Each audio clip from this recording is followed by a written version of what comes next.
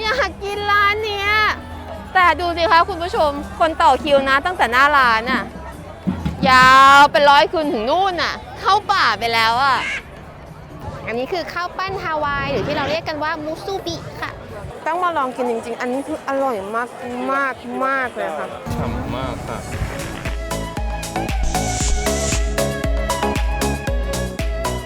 ตอนนี้นะคะเราอยู่ที่สถานีรถไฟในควีนส์ค่ะเรากำลังจะนั่งรถไฟไปอีกที่หนึ่งซึ่งที่นั่นเนี่ยถ้าเรียกแบบคนไทยเขาจะเรียกว่าตลาดนัดกลางคืนพูดถึงตลาดนัดกลางคืนถึงอะไรคะนอกจากของช้อปปิ้งราคาถูกอาหารค่ะที่นั่นนะคะจะมีร้านสตรีทฟู้ดมากกว่า100 ร้านแล้วก็จะเป็นอาหารจากทั่วทุกมุมโลกค่ะเดี๋ยววันนี้จะพาไปกินและกินกันค่ะที่ Queen's Night Market ค่ะรอรถไฟไปส่งแป๊บนึงนะคะ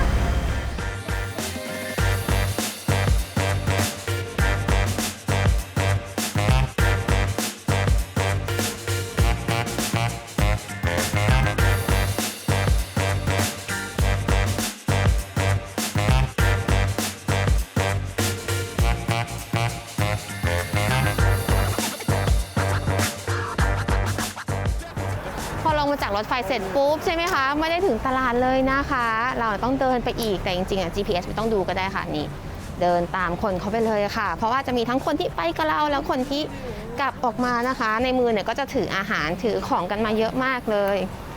ถ้าดูดีๆจะเห็นว่าบรรยากาศตรงนี้เห็นไหมคะก็เหมือนอารมณ์หมู่บ้านเก่าๆเนาะหรือว่าทาวน์เฮาส์ที่เรียงต่อๆกันคนละแบบนะคะกับที่แมนฮัตตันที่จะมีตึกสูงเนี่ยเต็มไปหมดเลยมีแต่สถานที่หรูๆนะคะจริงๆแล้วในนิวยอร์กเนี่ยเขาก็จะมีหลายโซนหลายอารมณ์ค่ะแมนฮัตตันเป็นตึกสูงเนาะส่วนบรูคลินอย่างเงี้ยควีนส์นะคะลองไอแลนด์สแตทเนไอแลนด์เนี่ยมันก็จะมีความแตกต่างกันออกไปอันนี้ก็จะเป็นบรรยากาศของการที่เป็นชุมชนแล้วก็เป็นบ้าน2 ชั้นเป็นทาวน์เฮาส์แบบนี้มากกว่าค่ะแต่เห็นเงียบๆแบบนี้นะคะเดี๋ยวตรงไปข้างหน้าค่ะเขาจะมีตลาดที่ขึ้นชื่อมากๆเพราะฉะนั้นอย่าแปลกใจค่ะที่คนเนี่ยจะเยอะมากเลยค่ะ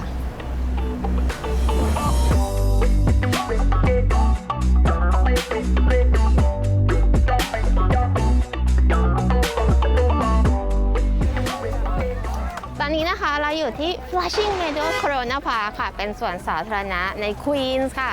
ซึ่งทุกๆวันเสาร์อาทิตย์หน้าร้อนนะคะตั้งแต่ 4 โมงเย็นถึงเที่ยงคืนเนี่ยเขาจะมีตลาดนัดอาหารที่ใหญ่มากแต่ยังไม่ได้เข้าไปเลยนะคะหันไปดูปุ๊บจะเห็นว่าเขาก็มีรถเข็นขายอาหารมาต้อนรับเรานะคะเหมือนกับเมืองไทยเลยไหมคะคุณผู้ชมก็มีทั้งร้านน้ำร้านไก่ย่างก็ยังมีเลยพิเศษกว่านั้นคือเขาเป็นรถเข็นซุปเปอร์มาร์เก็ตจริงๆเลยค่ะแปลกมากนี่เห็นไหมคะคนเต็มเลยหลายคนอาจจะสงสัยว่าเอ๊ะทำไมถึงต้องมีเป็นตลาดอาหารตอนกลางคืนใช่ไหมคะต้องบอกว่าในช่วงหน้าร้อนเนี่ยที่นิวยอร์กด้วยความที่เขาอยู่ทางโซนเหนือเลยของโลกเนี่ยพอหน้าร้อนก็จะดวงอาทิตย์สว่างนานมาก 4-5 ทุ่มยังไม่มืดเลยนะคะมันก็จะเป็นช่วงที่คนเขาออกมาเฉลิมฉลองมาเดินเล่นมาสัมผัสธรรมชาติกันช่วงนี้ล่ะค่ะจะมีตลาดนัดตลาดกลางคืนเปิดเยอะมากอันนี้เนี่ย Queen's Night Market ปีที่แล้วโควิดค่ะปิดไปปีนี้เปิดใหม่คนมากันเต็มเลยได้ยินคนเขาบอกกันว่าเนี่ยคิดถึงมากต้องมาให้ได้อยากรู้เหมือนกันนะคะว่าอะไรทำให้เขาคิดถึงตลาด Queen's Market ถึงขนาดนั้นคนเยอะมากเหมือนมาทำกิจกรรมกันแต่เท่าที่ดูเนี่ยคือส่วนสาธารณะเขาว่าชวนละแนวกับที่เซ็นทรัลพาร์คนะพี่ท็อปมันจะมีความแบบสับสนวุ่นวายงงมึนอึนอันที่จริงส่วนสาธารณะในนิวยอร์กเนี่ยมีหลายที่มากถ้ารู้จักกันนักท่องเที่ยวก็คือเซ็นทรัลพาร์คใช่ไหมคะตรงที่นั่นนักท่องเที่ยวจะเยอะแล้วกิจกรรมต่างๆมันจะดูเหมือนทางการนิดนึงแต่พอมาที่นี่เหมือนเป็นเป็นสวนสาธารณะฟรีสไตล์ค่ะอยากทำอะไรทำเลยกิจกรรมเพียบมาก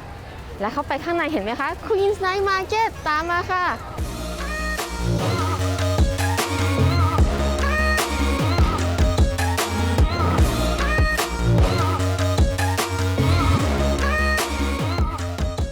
โหร้านนี้มีอะไรอ่ะ La Brasa Spanish Food เป็นข้าวโพดปิ้งมาดูคิวนะคะย้อนกลับมาถึงข้างหลังแล้วม้วนไปถึงด้านหน้าเลยอ่ะเพื่อข้าวโพดปิ้งนะฮะอันนี้คือยาวไปแบบมันมีชีสคาบับกับข้าวโพดปิ้ง สงสัยแต่ยังไม่ได้กินเดี๋ยวไปดูตรงอื่นก่อนดีไหมคะ ไม่สามารถรอได้ขนาดนั้น ไอศครีมไหมคะผู้คนต่อคิวกันเยอะทุกอันเลยอะ น่าจะอร่อยทุกร้าน นัชโชเหมือนโซนตรงเนี้ย3-4 ร้านจะเป็นโซนแบบเม็กซิกันสเปนเนาะเดี๋ยวดูบ่อนคือเขาโมเยอะมากค่ะว่าที่นี่เนี่ยเป็นอาหารจากทั่วทุกมุมโลกเลย ตอนเนี้ยเห็นแต่เม็กซิกันสเปนเนาะนอแมดจัมพลิงตัวนี้น่าจะอาหารจีนทิเบตันนี่โมโม่ของน้องโอ้ เยอะไม่ไหวแล้วแน่นมาก แซนด์วิชคนก็ยาวมาก อันนี้ทาร์ตไทยของโปรตุเกสไงล่ะวอรุงจันทร์คุกสเต๊ะเหรอคะ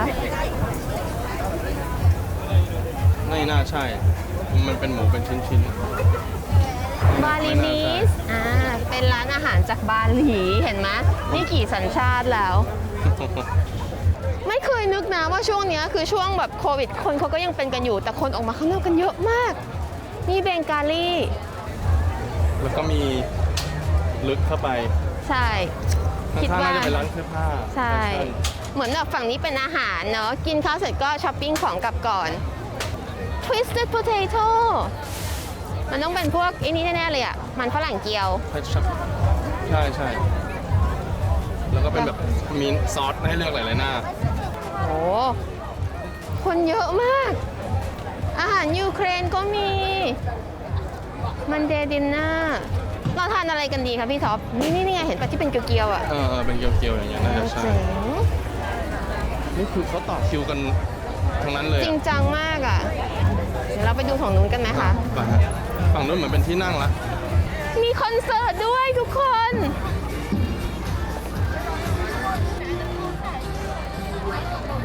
อ๋อ ก็คือเราซื้อจากตรงนี้ก่อน แล้วก็มานั่งทานตรงนั้น แล้วก็จะมีคอนเสิร์ตให้ดู แล้วก็มีห้องน้ำให้เข้า ไปค่ะ เดี๋ยวมาหาของกินแล้วมานั่งทานกัน แล้วว่ามันเป็นอะไรที่อเมริกันมากเลยนะ คือแบบมาสวนสาธารณะซื้อของกินนั่งกินฟังดนตรีดูดิโหควัน ใช้ไม้อบด้วย ไม้อบ ที่เขาจริงจังกับการเผามากอะ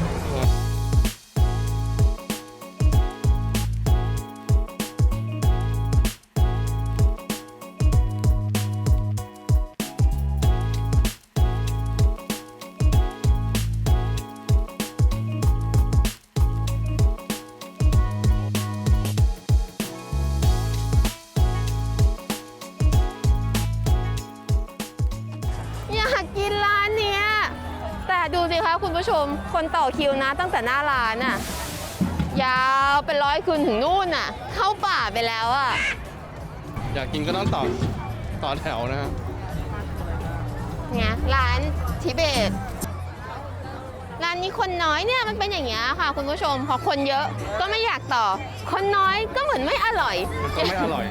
หรือยังไงหรือว่า เออ เขาขายหมดแล้ว ร้านฟิลิปปินส์คือหลังจากเดินรอบหนึ่งแล้วอ่ะบอกเลยว่าเขาไม่ได้โกหก มีร้านอาหารเป็น100 ร้านแล้วก็มาจากทั่วทั้งโลกจริง ๆ แต่ปัญหาคือมันเยอะมาก เคยเป็นไหมคะเวลาเข้าซูเปอร์แล้วมีของให้เลือกเยอะๆเลือกไม่ถูก เดี๋ยวขอไปตั้งสติแล้วคิดก่อนนะคะ แล้วจะมาบอกว่าที่ไหนอร่อยบ้าง อะไรดีอ่ะ เราเลือกร้านที่ลายสั้นที่สุดนะฮะ เพื่อที่อะไรคะ กินให้อิ่มท้องก่อนแล้วไปต่อร้านนู้นนะคะที่มีแบบสเต็กแล้วมีควันฟุ้งๆบาร์บีคิว นี่มันเป็นอาหารอเมริกาใต้เนาะ ทาโก้ก็ต้องเม็กซิกัน ถ้าเราสังเกตถ้าอยู่ outdoor อย่างเงี้ย ก็จะมีทั้งคนที่ใส่หน้ากากกับคนที่ไม่ใส่หน้ากากค่ะ แล้วเขาไม่ได้บังคับ ไม่ได้บังคับ คือเขาบอกว่าใครที่ฉีดวัคซีนครบ2 โดสแล้วเนี่ยไม่ต้องใส่หน้ากากได้ แต่ถ้าใครกลัวว่าแบบไม่ปลอดภัยก็ใส่ต่อไป Hello Hey, how are you? Can I have the taco al pasta? Is that the famous one? Yes, that's it right there. It's cooked on the Oh. rotisserie. It's our most popular. One please. Okay, it's $5. Is it usually this crowded? Are there lots of people here every day? Yeah. It's been wildly successful since its first year. That's great. out of 5. Here you go. And if you could just wait over here with your ticket out, we'll have that for you in just a moment. โอเค คืออย่างแรกเลยคือถ้าคิดว่าแถวยาวใช่ไหมคะแป๊บเดียวจะถึงแล้วเพราะเขาไวมาก แต่เสร็จแล้วต้องมารอตรงนี้ แต่อีกอย่างที่อยากจะบอกคือคนขายของที่อเมริกาตั้งแต่เจอมาทุกคนเขาอารมณ์ดีคึกคักยิ้มแย้มมากเลยนะคะเหมือนเขาอารมณ์ดีตลอดอย่างเงี้ยแนะนำกินนั่นไหมกินนู่นไหมกินนี่ไหมมันทำให้เราอยากลองเนาะอยากลองอาหารใหม่ๆอยากไปเที่ยวอยากไปตรงจุดนั้นจุดนี้ คือแถวซื้อเนี่ยแป๊บเดียวสั้นแป๊บเดียวสั้นนะ แต่ว่าโหหันจะไปดู ต่อยาวขึ้ ต่ น อมา เรื่อย ต่ออีกแล้ว ต่อแบบคนมาแวะตลอด ๆแล้วดูนะเขาก็คือทำตรงนี้ให้เห็นกันเลยอะ อืม เป็นครัวเปิด แป้งก็ย่างกันตรงนี้ ใช่ เลย เป็นครัวเปิดค่ะ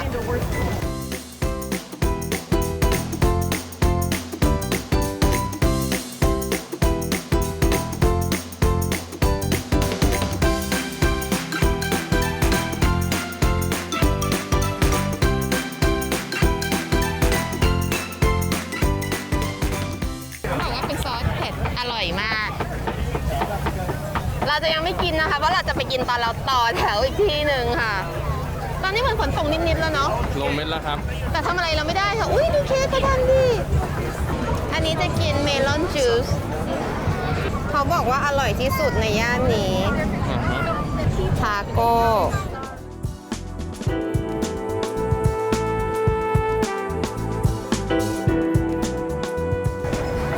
อร่อยมากค่ะ ถ้าใครชอบทานทาโก้เบลต้องชอบอันนี้ คือมันไม่ได้มีครีมเยอะนะ แต่เนื้อมันแน่นมากแล้วก็เนื้อแบบเด้งมาก กัดแล้วฉ่ำมากค่ะ ฉ่ำมากค่ะ One original, please. One original? Yes. Your name? Tita. Tito? Thank you.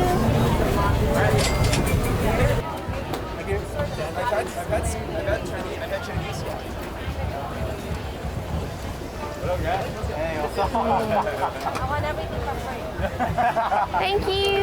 Enjoy, okay? อันนี้ให้ทุกคนทายว่าเป็นอาหารจากที่ไหน เห็นอย่างเงี้ยเหมือนซูชิญี่ปุ่นใช่ไหมคะ แต่ไม่ใช่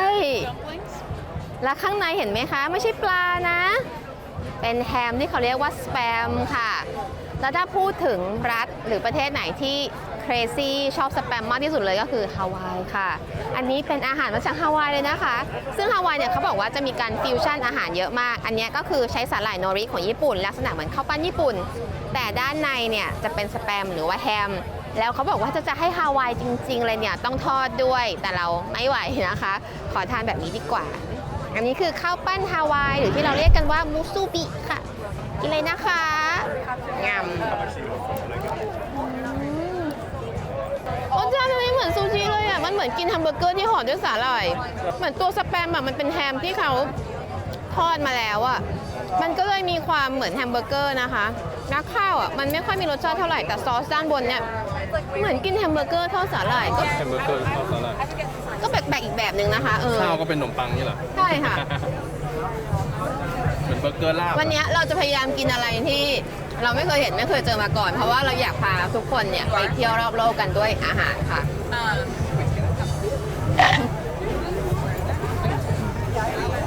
ทิชชู่ก็ไม่มีเนอะ ประทับใจอ่ะที่นี่มีอาหารแปลกๆเยอะมากเลยค่ะคุณผู้ชมและที่กูชอบมากคือ ราคาไม่แพงนะถ้าเทียบกับอาหารแล้วอ่ะคือ2 3 4 ดอลลาร์มีหมดเลย แล้วชิ้นก็จะเป็นชิ้นเล็กๆ คือตอนแรกอาจจะกลัวมากเพราะว่าอาหารที่อเมริกาจานใหญ่มากอันนี้เหมือนเป็นแบบ sample size ให้เราได้ทดลองอาหารร้านละนิดร้านละหน่อยแล้วก็ทานได้หลายๆร้านก็กระจายรายได้กันไปน่ารัก เหมือนกับว่าถ้าชอบก็ให้ตามไปร้านเขาที่ ใช่ เปิดจ ใช่ ริง เขาจะมีพวกการ์ดต่างๆเนอะบอกว่าถ้าอยากได้อยากกินแบบใหญ่ๆจำที่เลยตามไปได้แล้วตอนนี้เห็นแถวแล้วไหมคะ ตอนนี้เป้าหมายต่อไปนอกจากฮาวายเรามาเที่ยวกันที่บังกลาเทศนะคะ ๆ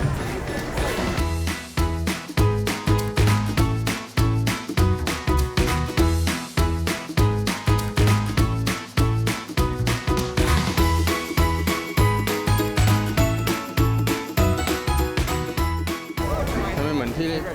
ป้ายเขาเขียนว่า THAI อาหารไทยเหรอ ต้องลองดูเขาบอกว่ามีอาหารไทยด้วยอินเดียและไทย อืม กันเลยพามาลองว่า อาหารไทยที่คนอินเดียทำรสชาติจะเป็นยังไง ก็จ ริงๆที่อเมริกาจะมีร้านอาหารอินเดียที่บอกว่าขายอาหารไทยอยู่ด้วยหลายร้านเลยค่ะที่เดินผ่านมา ก็เลยอยากรู้ว่า เอ๊ะแล้วมันรสชาติจะไทยแท้ไหมนะ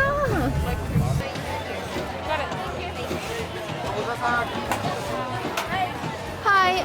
could I have samosa chaat? Thank you. อ่ะ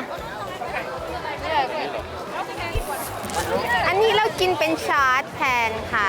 นี่ค่ะ อันนี้หน้าตาของชาร์ตนะคะ ถามว่าเจ้าชาร์ตเนี่ยมันคืออะไร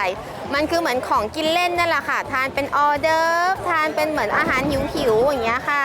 พวกสตรีทฟู้ดร้านขายอาหารต่างๆ ที่ตามข้างทางถ้าไปที่ทางตอนใต้ของอินเดียเนาะก็จะมีให้ทานหรือว่าจริงๆอินเดียที่อื่นก็มีให้ทานค่ะขาวๆเนี่ยคือโยเกิร์ตสีเขียวๆตรงเนี้ยนะคะเหมือนจะเป็นซอสคล้ายๆกับซอสพานิพูรีอะค่ะทานแล้วจะสดชื่น จุดประสงค์คือเวลาทานแล้วมันจะทำให้รู้สึกสดชื่น แล้วก็คลายหิวได้บ้างค่ะ อันนี้เป็นอาลูชาร์ตก็จะเป็นมันฝรั่งค่ะ อร่อยสไตล์อาหารอินเดียค่ะเครื่องเทศจะโดดขึ้นมาเลยใครที่เคยทานแบบชิคเก้นมาซาล่าเนาะไก่ใส่เครื่องเทศมันจะมีเครื่องเทศแบบนั้นอยู่เผ็ดนิดๆนะคะ แต่มันจะมีความหอมความนุ่มเพราะใส่นมใส่โยเกิร์ตไปด้วย อันนี้แหละน่าจะทำให้เราหายหิวได้ในระหว่างที่เราไปรอมื้อหลักของพี่ท็อปกันนะคะจำร้านสเต็กที่ควันขโมงได้ไหมคะไปที่นั่นกันค่ะ จริงๆคือมีคนทุกเพศทุกวัยทุกสัญชาติเลยนะคะฝรั่งก็มีนะคะ คนเอเชียก็มีตั้งแต่เด็กๆไปจนถึงคุณลุงคุณป้าอายุเยอะอุ้ยโอเคเลยเธอมันไกลกว่าเดิมอีกอะกินดังโง่ไหมเธอพี่เขาเป็นโปรเฟชชั่นอลอ่ะ เขาจะมานั่งรอ เขาพกเก้าอี้มาเลยอ่ะ ไปแคริบเบียนไม่ไหวจริงๆ เดินไป 40 กว่าก้าวยังไม่ถึงหางแถวเลย ดูดิพี่คนนั้นเขานอนรอแล้วอ่ะเขาจอดรถตรงนู้นด้วยนะ จะมีประมาณ6ร้าน คือคิวยาวมากเธอคิดว่ามาควีนส์ไม่น่าจะต้องต่อคิวยาวมาก เพราะว่าช่วงโควิดคนไม่น่าจะเยอะผิดคาด ครับ ทุกร้านคนยาวเป็นร้อย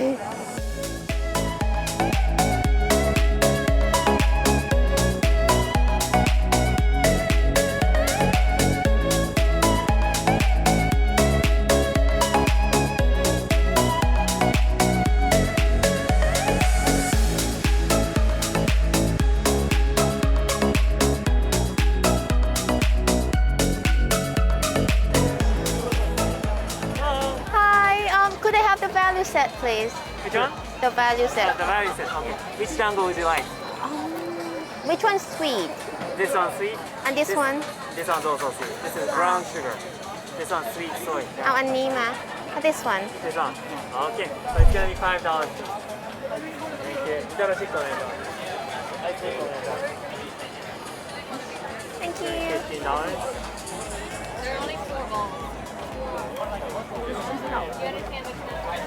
Thank you. And the beauty is coming. ร้านนี้ไม่ใช่แบบคนไม่ต่อนะ คนก็ต่อเหมือนกัน แต่ว่าเขาเร็วเพราะว่าเป็นดังโงแป๊บเดียวได้เลย แต่ที่กูชอบมากคือด้วยความเป็นร้านญี่ปุ่นอ่ะเขาญี่ปุ่นมากเลยทุกคนดูการแต่งตัวดิเขาจะมีผ้าโพกแบบญี่ปุ่นด้วยนะคะ Did you get the tea? Yeah, we waiting for the tea. Thank you. Thank you. อาริกาโต Thank you very much. วิธีการเสิร์ฟเขาก็ญี่ปุ่นมากเลยนี่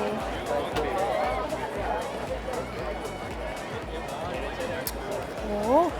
ชาญี่ปุ่นแบบเจ้มจนมากเลยทุกคน สังเกตฟ้าไหมคะ ตอนนี้จะ2 ทุ่มกว่า จริง ๆ แล้วถ้าไม่มีฝนครึ้มๆเนี่ยฟ้าจะสว่างกว่านี้อีกนะคะ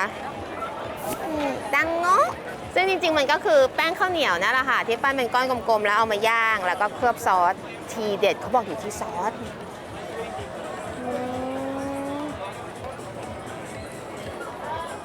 คือแป้งข้าวเหนียวอ่ะมันก็แป้งข้าวเหนียวมันไม่ได้แบบอร่อยมากมายแต่ว่ามันเนียนมันนุ่มมากแต่ความอร่อยคือซอสมันทั้งแบบมีความเค็มมีความหวานมันฉ่ำทานแล้วฟินมากต้องมาลองกินจริงๆอันนี้คืออร่อยมากมากมากเลยค่ะอันนี้มันเป็นความเค็มที่มันมีความหวานด้วยแล้วมันหอมมากอ่ะอธิบายไม่ถูกเลยเป็นซอสถั่วเหลืองแต่ว่าเขาปรุงจนมันกลายเป็นของหวานได้ค่ะแล้วพอทานคู่กับชาเขียวแบบขมๆนะอร่อยมากเดี๋ยวจะพาไปเที่ยวในเอเชียกันต่อนะคะนู่นเลยค่ะพม่าค่ะคือ ม่าก็ยาวค่ะพอมาถึงตอนนี้หลายคนสงสัยว่าทำไมต้องมีอาหารจากแบบทั่วทุกมุมโลกเลยสงสัยไหมคะว่าทำไมควีนส์ต้องเป็นแบบนั้นเขาบอกว่าจริงๆควีนส์อะค่ะถ้าเปรียบเทียบแล้วเนี่ยเป็นแหล่งรวมชนชาตินะคะเชื้อชาติจากทั่วทุกมุมโลกที่มีความหลากหลายที่สุดในนิวยอร์กค่ะพม่าก็มีนะคะอินเดียนะคะกัมพูชาลาวไทยก็มีแบบเมืองไทยแบบเป็นไทยทาวน์เล็กๆอย่างเงี้ยอยู่ในควีนส์ก็มีมาจากทางแคริบเบียนนะคะจากทางแอฟริกามีครบหมดเลยเขาก็เลยต้องการให้สวนสาธารณะตรงนี้เป็นแหล่งรวมของวัฒนธรรมเราโดยนำเอาเรื่องของอาหารการกินเนี่ยมาเป็นสื่อในการให้คนสามารถเข้าถึงได้ง่ายค่ะเพราะฉะนั้นวันหยุดแบบนี้ละค่ะหน้าร้อนเขาก็จะมีร้านอาหารเชื้อชาติต่างๆเนี่ยมาอยู่กันเต็มไปหมดเลยตอนแรกเนี่ยคนเขาก็กลัวว่าจะไม่ประสบความสำเร็จคนจะไม่มาค่ะ ปรากฏว่าเป็นไงคะเหมือนที่เราเห็นเลยค่ะ ยิ่งกว่าประสบความสำเร็จอีกค่ะ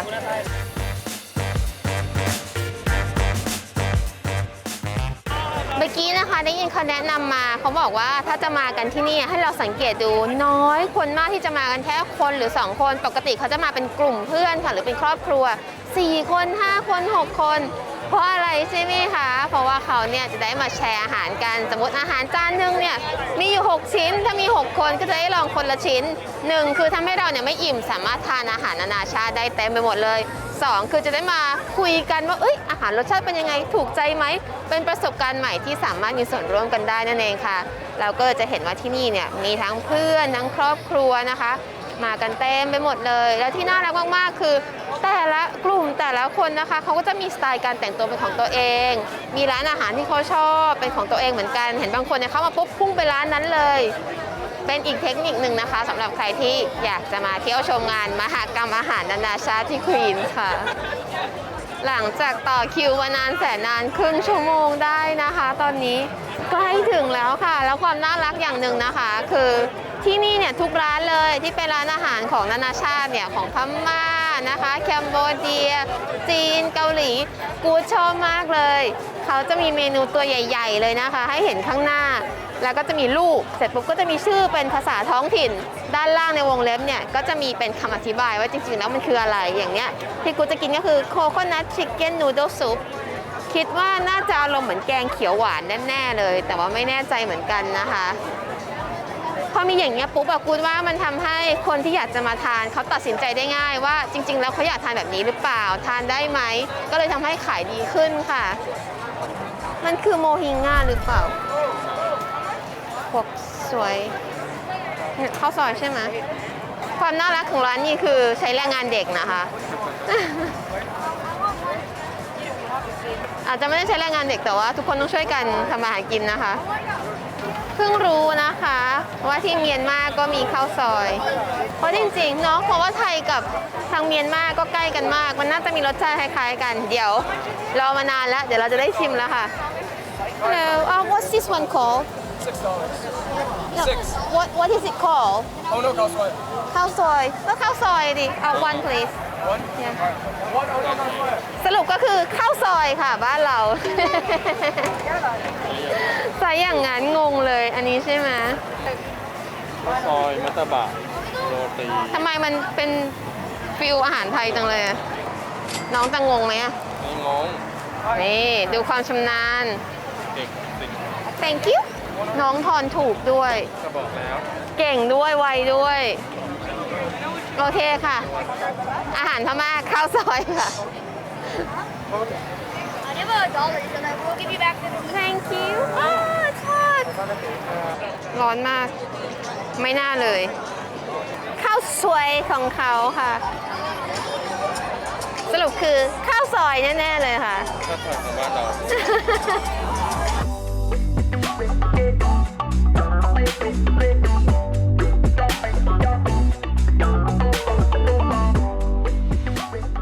มันเหมือนข้าวซอยนะคะ แต่รสชาติอ่ะมันไม่แบบซับซ่านเหมือนอาหารไทยข้าวซอยนะคะ มันเป็นเหมือนข้าวซอยแบบจืดๆอ่ะแล้วเส้นมันจะไม่มีความเค็มของแบบเส้นหมี่บ้านเรา มันจะเหมือนเส้นจืดๆอ่ะนี่เหมือนเป็นอาหารจืดๆนะอุตส่าห์รอตั้งนานเนี่ยแต่ว่าถ้าดูอ่ะจริงๆลักษณะของอันเนี้ยมันก็คล้ายๆข้าวซอยนะคะ ตัวเส้นตัวของเครื่องก็จะมีหอมแดงด้วยนะมีมะนาวมีไข่เหมือนข้าวซอยทุกอย่างเลยแต่รสชาติอ่ะ มันไม่มีกลิ่นเครื่องเทศของข้าวซอยเลยค่ะ ตอนนี้จะ3 ทุ่มแล้วนะคะ แล้วอยู่นี่มา 2 ชั่วโมงกว่าเกับ3 ชั่วโมง เห็นคนเข้าคิวอย่างนี้มาตลอดเลยค่ะ แล้วอันเนี้ยต้องชื่นชมมากเลยนะคะ ว่าเป็นวัฒนธรรมที่ดีของคนอเมริกันค่ะคือเราเข้ามาเนี่ยไม่ต้องมีสตาฟไม่ต้องมีเจ้าหน้าที่มายืนจัดคิวเลย ทุกคนรู้หน้าที่ของตัวเองหมด ว่าจะต้องต่อคิวตรงไหนต้องยืนรอตรงไหน ไม่มีใครบ่นไม่มีใครว่าทุกคนต่อคิวได้แบบเป็นระเบียบเรียบร้อยมาก แล้วก็ยิ้มแย้มตลอด อันเนี้ยเป็นวัฒนธรรมที่คิดว่าน่าชื่นชมมากๆเลยนะคะแต่อันนี้ไม่อร่อยอ่ะ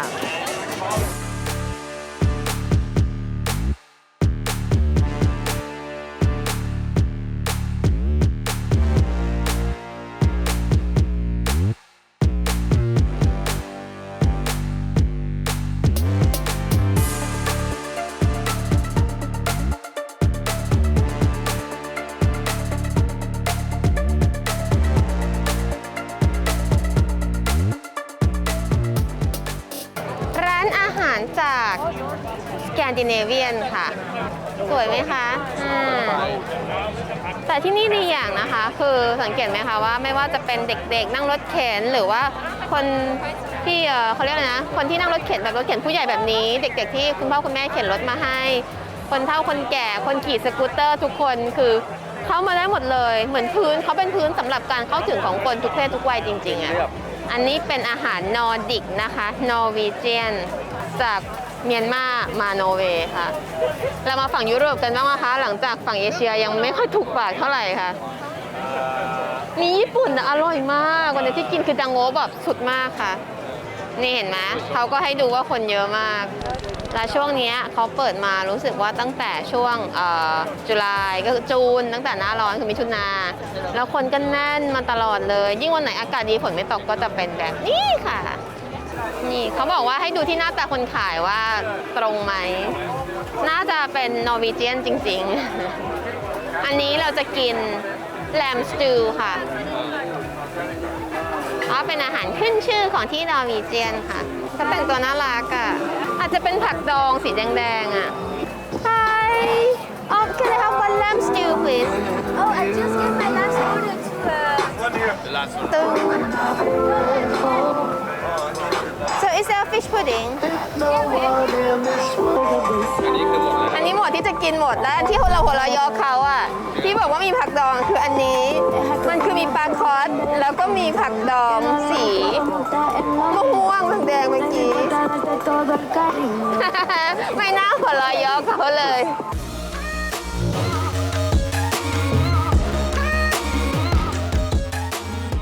Is that the fish?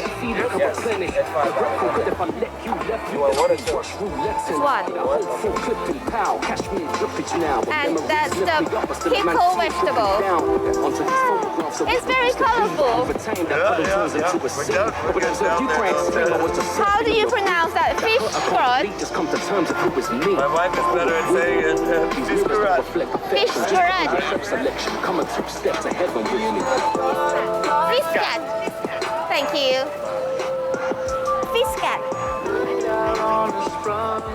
วันนี้เรากิน fish cat. Sorry. Is the pronunciation any good? Fish cat. Thank you.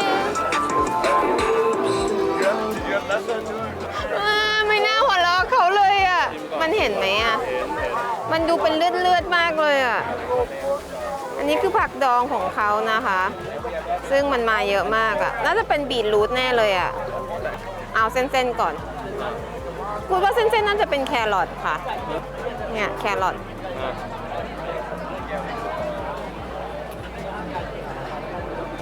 ดอง ส่วนอันนี้คิดว่าน่าจะเป็นบีทรูทหัวบีท มันเริ่มเลย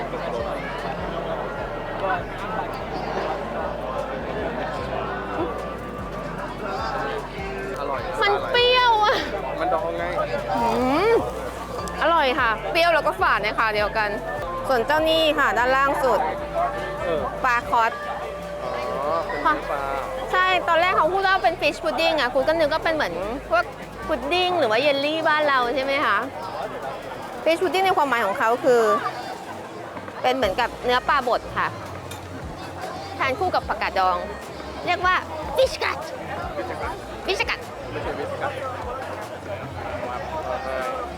แต่ข้างล่างอร่อยค่ะ เนื้อปลาอร่อย เนื้อปลาอร่อยมาก เนื้อปลาก้อนหอมมากค่ะ คุณแม่เขาใช้ผักชีลาวในการแบบเป็นเครื่องปรุงด้วยอ่ะ มันหอมมาก โอเค ถึงผักดองจะเปรี้ยวไปนิดนึง แต่ว่าเนื้อปลาอร่อยมากอืมมันต้องกินตัวของปลาคู่กับผักดองค่ะ อยากกินผักดองก่อนเรากินคู่กันแล้วอุ๊ยอร่อยมาก โอเค ทานเป็นแล้วอาหารนอร์เวเจียนฟิชกัดโอเคผ่านไปกินอาหารยุโรปกันอีกไหมอันนี้มีอาหารยูเครน เดี๋ยวเรามาทานยูเครนกันบ้างค่ะส่วนนี้คือไต้หวันค่ะโหเป็นอาหารบาหลีค่ะตามมาค่ะ จะพาไปหาสาวยูเครนนะคะทุกร้านคนยังแน่นอยู่เลยค่ะ มาเป็นแก๊งเลยบ้างแล้วก็แบบว่า ต้องช่วยกันกินคนละนิดคนละหน่อย ไปมึงไปร้านนู้นกูไปร้านนี้ด้วยแล้วก็มารวม ใช่ไหมคะฟิชกราดเยอะมาก จุ๊แก้วนิดเดียวนะ แต่มันแน่นมากเลยค่ะเนี่ย ตักมา5 รอบยังไม่หมดเลยเนี่ย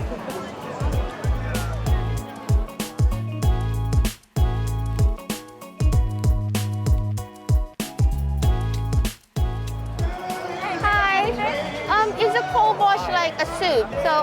this is like the pasta. Yeah, this is like pasta and wheat, and this is chicken cutlet, and this is a dessert. So this is a salad. This is a chicken. It's a chicken cutlet. Okay, this one please. How do you pronounce that? Kasha varaneshka. Kasha varaneshka. Yeah, this one. You want that one? Yeah. Okay. เอาอีกแล้วค่ะ อยากกินอะไรหมดก่อนตลอดเลยอะอยากกินบอช yes อยากกินบอชก็หมด I think that's 5 like 1 2 3 คืออันเนี้ยเคยกินตอนที่ไปรัสเซียค่ะ มันจะเป็นเหมือนกับซุปเย็นๆอันเนี้ยไม่เคยกิน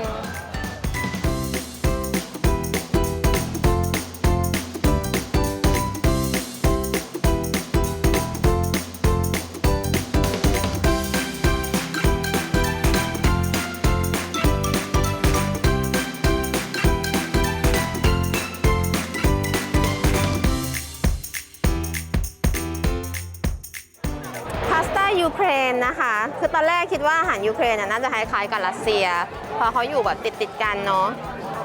แต่ปรากฏมีความรู้สึกมันเหมือนอาหารฟินแลนด์เลยค่ะ เขาจะใช้เนี่ยผักชีลาวเยอะมาก แล้วก็มีครีมด้วยแน่ๆเลยชิมก่อน ครีมสด นี่ก็จะเป็นพาสต้า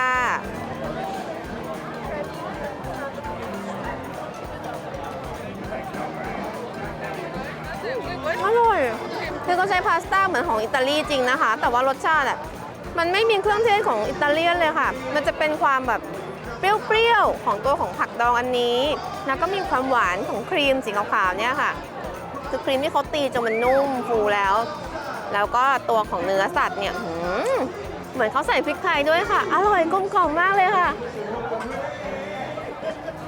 เพิ่งรู้จริงๆนะคะว่าอาหารยูเครนเนี่ยอร่อยไม่แพ้กันเลย